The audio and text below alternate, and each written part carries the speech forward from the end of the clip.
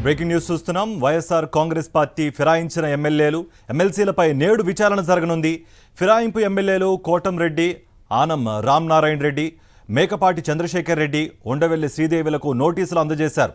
ఇక వీరితో పాటు ఫిరాయింపు ఎమ్మెల్సీలు సి రామచంద్రయ్య, వంశీకృష్ణలకు నోటీసులు జారీ చేశారు.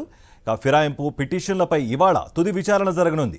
విచారణ అనంతరం స్పీకర్, శాసన మండలి చైర్మన్లు నిర్ణయం తీసుకునే ఛాన్స్ ఉన్నట్లుగా తెలుస్తోంది. ఇదే అంశానికి సంబంధించి మరింత సమాచారం మా ప్రతినిధి సతీష్ అందిస్తారు.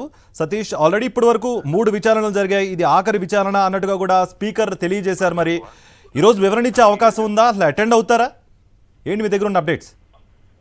కార్తీక్, ఈ రోజు వైఎస్ఆర్ కాంగ్రెస్ పార్టీ ఎమ్మెల్యేల పైన ఎవరైతే అనర్హత పిటిషన్ దాఖలు చేసిందో దానిపైన స్పీకర్ విచారించనున్నారు. ఈ రోజు అటు శాసన మండలి చైర్మన్ దగ్గర పార్టీ ఫిరాయించినటువంటి ఎమ్మెల్సీలు, అదేవిధంగా శాసనసభ స్పీకర్ దగ్గర పార్టీ ఫిరాయించినటువంటి ఎమ్మెల్యేలకు సంబంధించినటువంటి అనర్హత పిటిషన్ల పైన విచారణ జరగనుంది.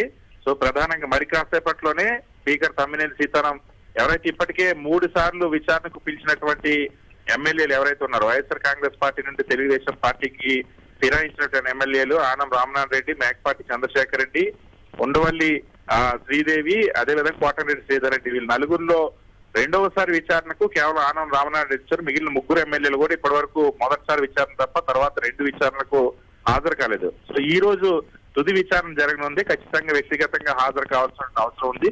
ఒకవేళ ఈ రోజు వాళ్ళు హాజరయ్యి ఆ విచారణలో వివరణ ఇస్తే సరే, లేకపోతే స్పీకర్ ఆ విచక్షణ అధికారాన్ని వినియోగించి ఈ పిటిషన్ పైన నిర్ణయం తీసుకొని ఉన్నారు. అదేవిధంగా శాసన మండలి చైర్మన్ కొయ్య మోహన్ రాజు కూడా ఇద్దరు ఎవరైతే ఎమ్మెల్సీలు వైఎస్ఆర్ కాంగ్రెస్ పార్టీకి సంబంధించిన ఎమ్మెల్సీలు పార్టీ ఫిరాయించారో, వంశీకృష్ణ యాదవ్, అదేవిధంగా సి రామచంద్ర, వీళ్ళిద్దరికి సంబంధించి కూడా విచారణకు రావాలని ఆ నోటీసులు ఇచ్చారు. గతంలో వంశీకృష్ణ యాదవ్ విచారణకు హాజరయ్యారు.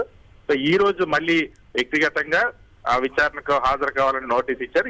ఈ 2 పిటిషన్ల పైన కూడా ఈ రోజు విచారించిన తర్వాత ఈ రోజు ఒక తుది నిర్ణయం, ఈ రోజు కానీ లేదా విచారణ తర్వాత స్పీకర్ తన విచక్షణ అధికారాన్ని వినియోగించి తుది నిర్ణయం తీసుకునేటువంటి అవకాశం ఉంది.